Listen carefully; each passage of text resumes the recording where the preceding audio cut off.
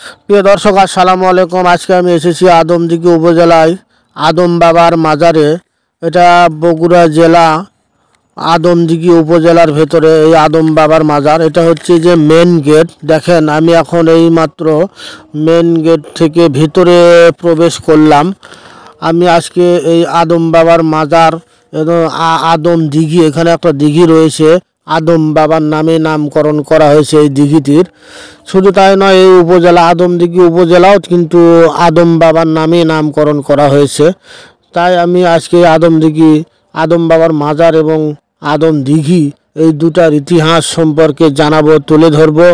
এবং আমি আজকে ভিতরে বাইরে সব কিছু ভিডিও করে দেবো। দেখেন, ভেতরে একটা লেখা আছে আদমদীঘি আদমিয়া ইতিমখানা। প্রথমে ঢুকতেই দেখা যায়।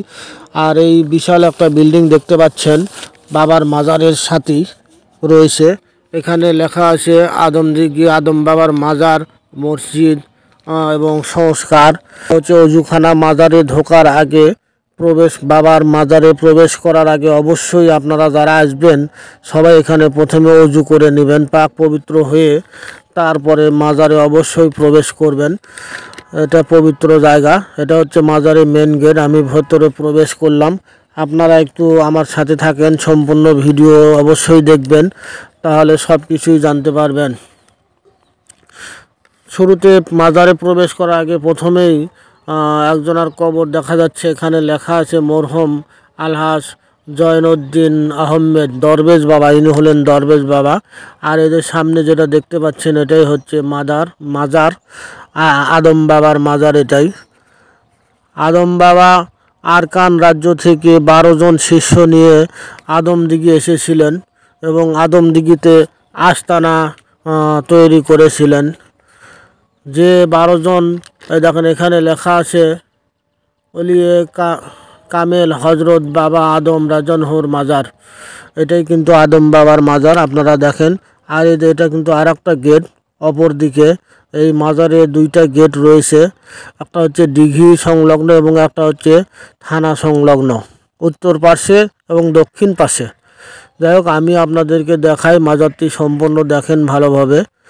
আর আমি এই মাজারের ইতিহাস সম্পর্কে আপনাদেরকে জানাচ্ছি।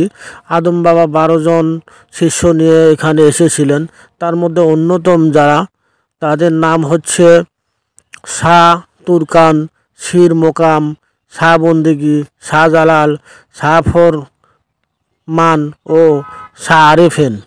আদম বাবা অতি অল্প সময়ে জনপ্রিয়তা অর্জন করেন এবং আদম বাবার ডাকে অনেকে ইসলাম ধর্ম গ্রহণ করেছিলেন।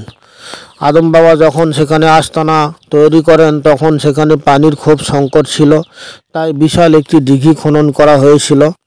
সেই দিঘির নাম আদম দিঘি। এটা কিন্তু আদম বাবার নাম অনুসারেই রাখা হয়েছিল।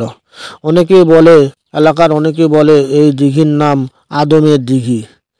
আদম বাবা ডাকে হাজার হাজার মুসলমান এবং হিন্দু একত্রিত হয়ে এই দিঘিটি খনন করেছিল। দেখেন, সামনে যে দিঘি দেখতে পাচ্ছেন এটাই কিন্তু আদম দিঘি। বিশাল একটা দিঘি। দেখেন, এখানে একটা খুব সুন্দর ঘাট। আমি দেখেন এখানে বর্তমানে দিঘির পাড়ে দাঁড়িয়ে রয়েছি।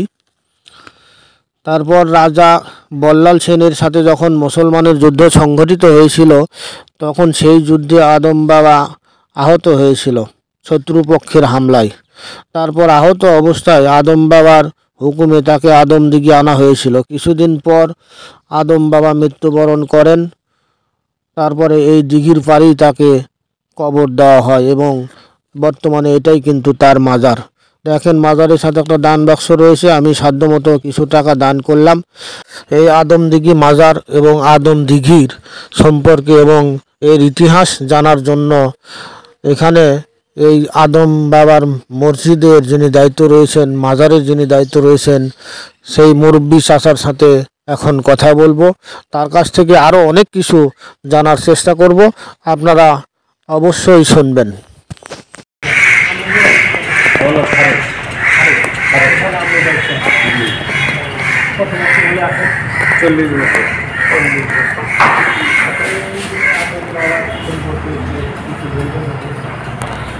আদম বাবা এখানে একা আসেন, এরা এই হিন্দুস্থান, মানে যখন এটা হিন্দুস্থান যখন ছিল তখন এরা 3 জন আসছে বীরপুরুষ।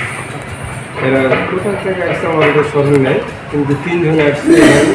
তো মহাস্থান আছে, তারপরে তো খাজা মঈনুদ্দিন চিশতি রহমতুল্লাহ আলাইহি আছে, তারপরে এই আদম বাবা, এরা এই 3 জন আসছে এখানে অবস্থান করে। আর বগুড়াতে একটা যুদ্ধ হয় সেখানে, মন্দির ইয়াতে বগুড়া শেরপুর একটা যুদ্ধ হয়। সেই যুদ্ধতে এরা 3 জন অংশগ্রহণ করে সেই ওখানে পরাজিত করে বল্লমকে পরাজিত করে। পরাজিত করার পর মনে করেন যে ওনারা আশায় বিভিন্ন জায়গাতে অবস্থান করে এখানে তারা 800-850 বছর আগে। আমরা যতটুকু শুনছি থানার নাম জি, এর নামের নাম এই দুটো দুই পাশে দুইটা দিঘি, এই 2 দিঘি মনে করেন যে আদম বাবার নামেই নামকরণ হয়েছে। আদম দিঘি কতদিন আগে আসছে 850 বছর, 850 সবসময় বহু দূর থেকে ওই কক্সবাজার থেকে আসে, আপনার চিটাগাং থেকে আসে, রাজশাহী থেকে আসে, বিভিন্ন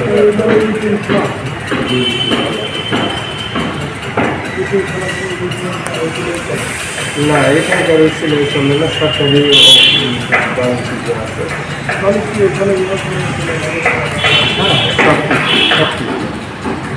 যাই যেটা মানুষের করে তার সেই মানুষের।